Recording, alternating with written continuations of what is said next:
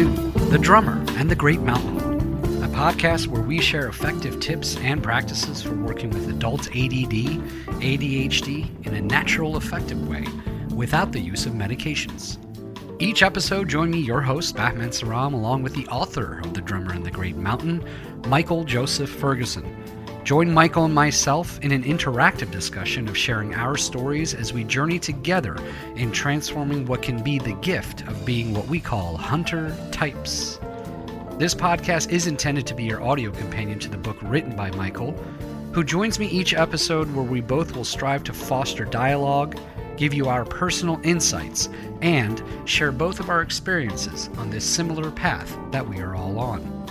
Our intention and hope is that along with the book, this podcast gives you an additional perspective as you listen to us delve deeper into each chapter of the book to give you even more tools to go along with what it is that you are reading.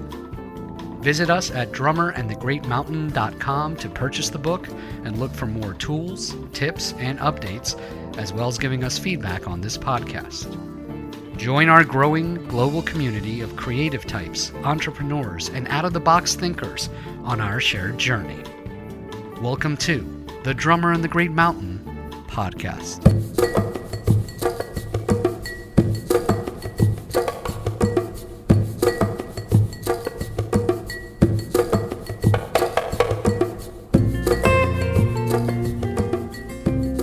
Welcome, everyone. Thanks for tuning in. I'm your host, Michael Joseph Ferguson. On today's episode, we will be discussing simplify and streamline. Modern life is insanely complicated, and for us hunter types, it can be extremely overwhelming. So what are some actions we can take to reduce the friction and make things easier on ourselves so that we can move through the day and have the least amount of little teeny decisions we need to make so that we're not stuck in a little spin on should I do this or should I do that or should I move this way or should I move that way? So much of that causes stress and overwhelm, and then we go into distraction. That tends to be the pattern. So that's the theme for today. Stay tuned for that. A couple notes. We haven't done a book sale in forever. So for the next month, for November, all of November, 15% off the Drummer and the Great Mountain book. So if you are wanting to give this book to someone for Christmas, order early because it sounds like shipping may be an issue this season for everybody. So my suggestion would be order as soon as you can. We will post on the website if we get a notification from our publisher that says it won't be there by Christmas, so you'll know before you order. So check that out. You can go to drummerandthegreatmountain.com to order that.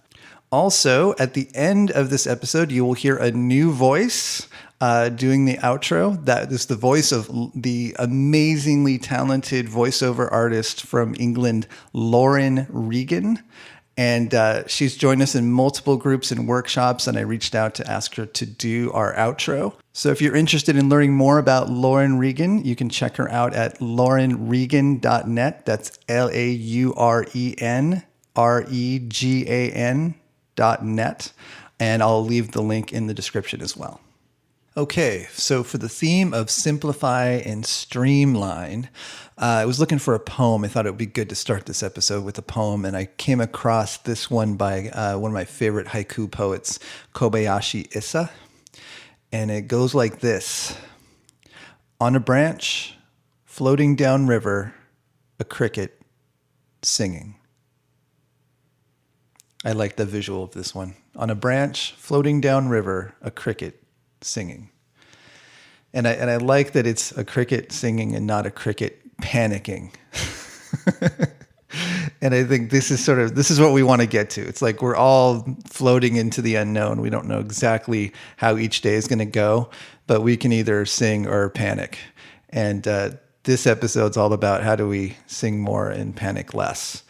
So let's explore the challenges first off. So what are we talking about here? So much of the challenges that we face as hunter types stem from living in a hyper complicated world.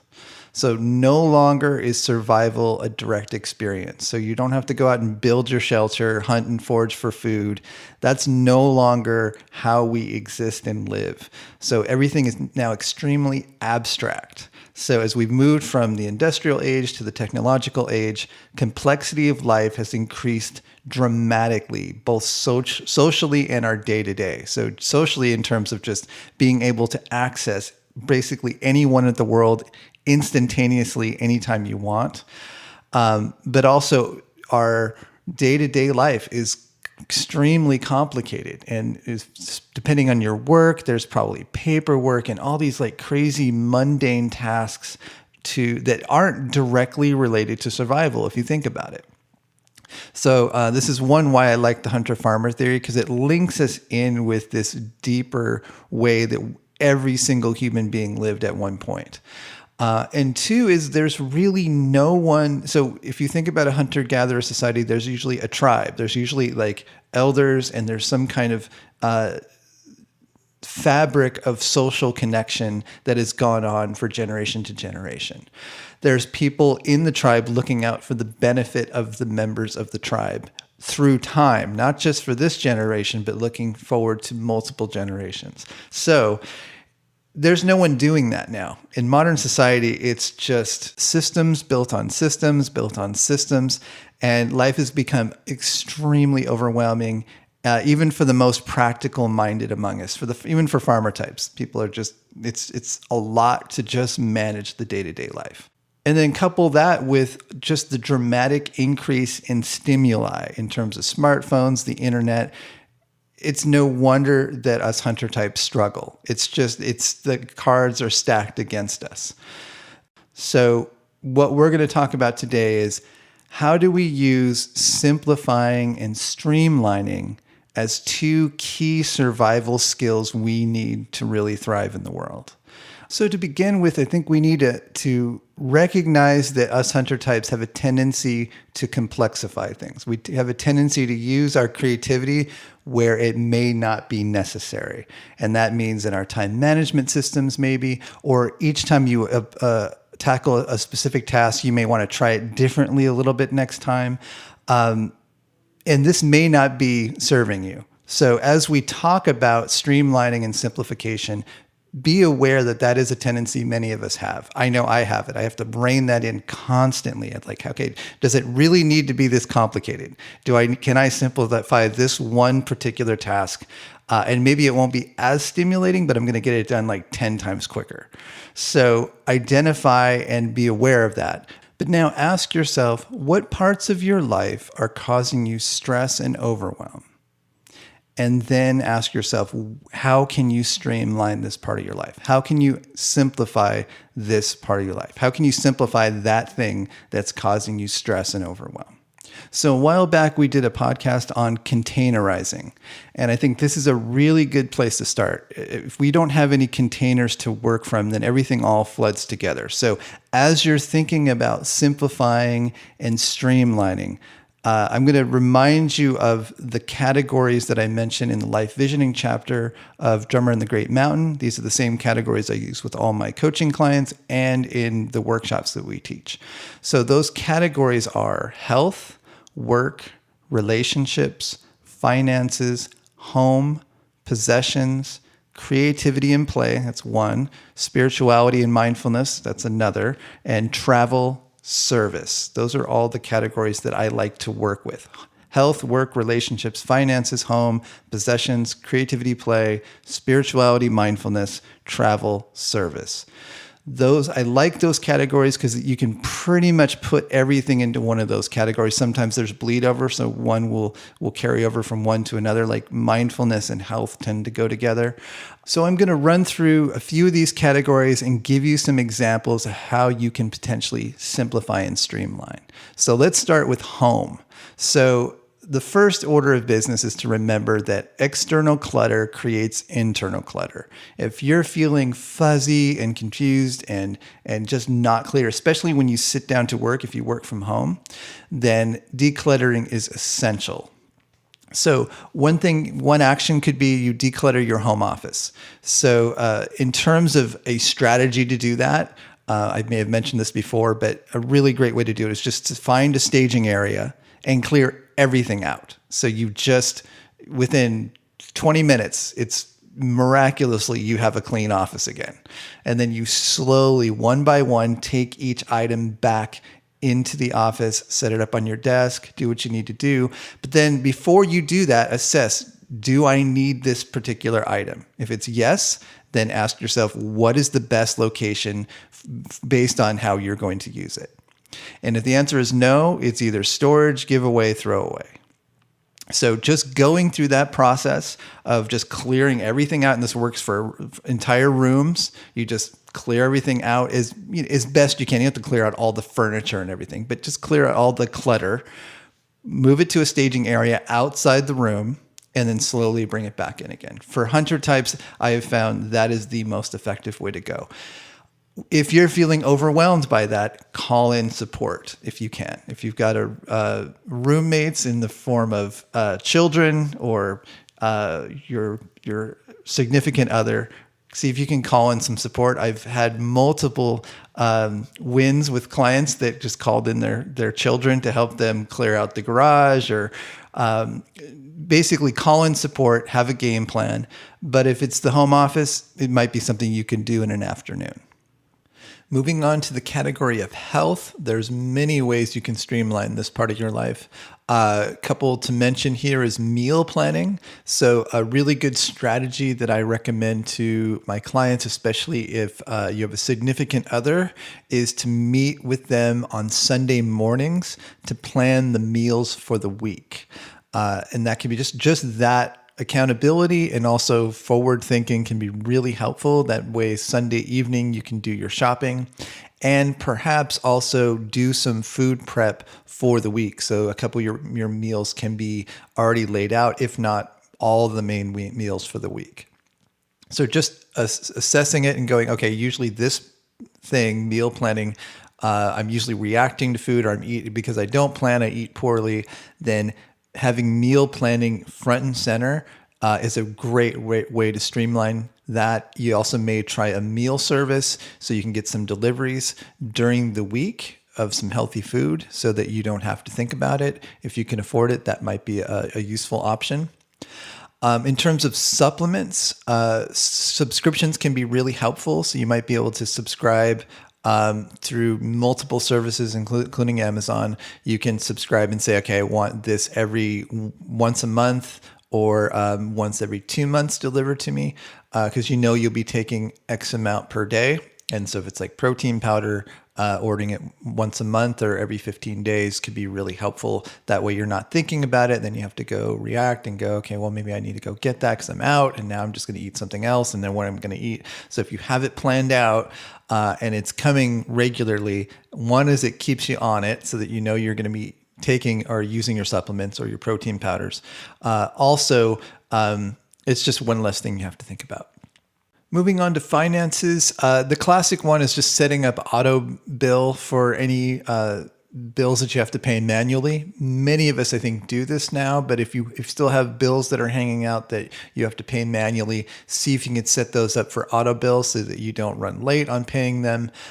Figure out a way to make that so you're just not thinking about it. More importantly, though, I think the thing that really helps us hunter types, especially if you have your own business, but even if it's not that, even if it's just bill pay and just looking over your finances, hiring a bookkeeper or financial advisor or a friend to meet with once a month at a specific day to go through your finances. If you work for yourself, then and we'll talk about another example in a second, that could be just going through and doing invoicing, paying bills, and prepping things so that at the end of the year when you do your taxes, all that's been handled. So I work with lots of creatives and a lot of people that own their own businesses, and this one thing is almost always on the list. So if you can, once a month, do finances with another person. That's the Streamline suggestion. So again, this is not a comprehensive list. This is just to get your brain thinking about how do I streamline things in my life. This is really a co-creative episode because I want to just kind of get you thinking about it so that you can then sit down and do this for yourself in these different, because everyone's different. So some of this may not apply, but it just gives you a little boost to say, okay, how do I streamline this part of my life, especially if it's causing you stress?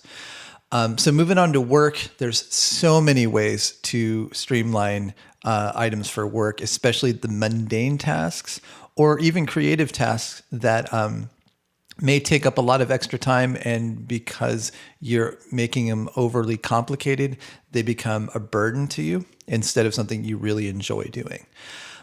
So first suggestion is create templates for items you do over and over again. Templating. I'm a huge fan of templating, and I don't know how I would do anything without thinking about templating. The way I approach templating is I look at it, okay, if I'm going to do this act regularly, how do I minimize the steps and have as much of the guardrails put in so that I have the least amount to think about in terms of process, so I can use again, my creativity or whatever needs to happen in that moment to simplify it. So I'll give you a couple examples of how I use templating.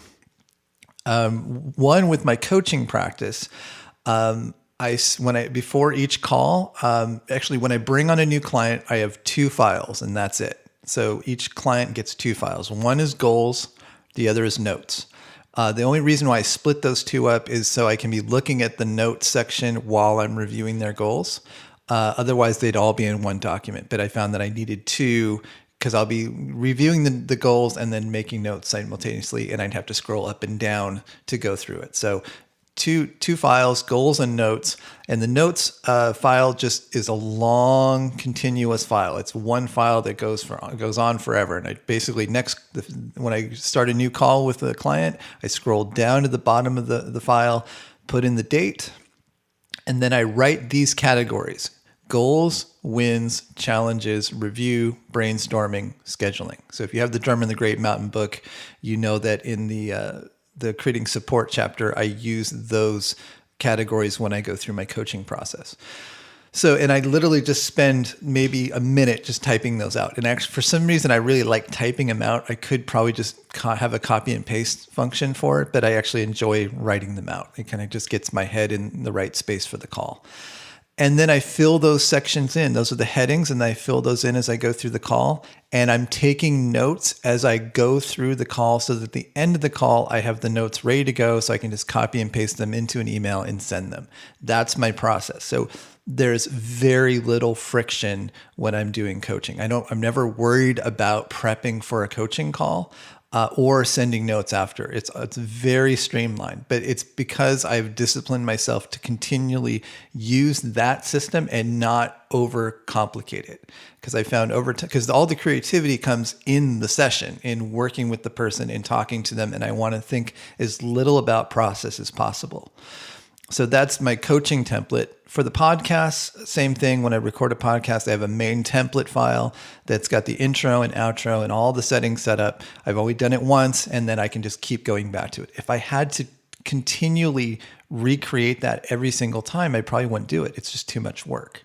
Another example that's kind of relates to what we talked about with finances. So this came up last week in one of my coaching sessions. So I work with a lot of people that work for themselves. They're creatives. They have their own business. And so this client had an issue where they were not getting their billing done, their invoicing of their clients. And it was complicated because there's lots of pieces that need to be pulled together to see how many hours were accrued. And so what we came to was the solution was to meet with their assistant. They have an assistant that comes in once a week.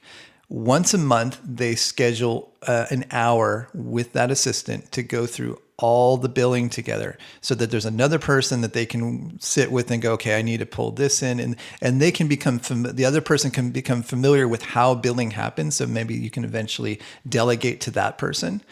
But what we found was in the process of talking that through, there's this gray area situation that is emotionally charged. And this is really common for us hunter types. And this is why we don't often create a template. So the gray area situation is there's times when they wanted to bill a client, but then the client was waiting on them for something. And so it would feel awkward to send them a bill, and it would open up another can of worms to like process that. And so they decide just not to do it, or they postpone it. And so what we decided to do is just to take that gray area situation and put it into the system and say, okay, well, if this particular scenario happens where, basically you prep all the invoices for every single client, but if there's a client that you need to get back to, that there's like, maybe I've got to do one or two things before I feel comfortable invoicing them, then fine. So the invoices are prepped. And then delegating that to the assistant to check back in the following week and say, did this get handled so that I can invoice? So that becomes delegated to another person. They handle it, and then they're the one that's going to actually invoice the client. So that handled that situation. And there's many times when you're creating templates where a situation like this may arise, and the best way to handle it is to face it head on and say, this particular scenario, let's include this into the plan. Also with work, there may be a way you can simplify communication and make some requests. So there are so many ways people can communicate with you, especially if you run a business. And not one of you do, but even within your teams and the people you work with at your business, there's email, there's text, there's social media communications, especially if you have your own business. Finding ways to streamline and make requests so that you don't have to deal with all those layers of communication. If you run your own business, you could just say, I'm not allowing my customers to text me. They have to either use email or they got to call me.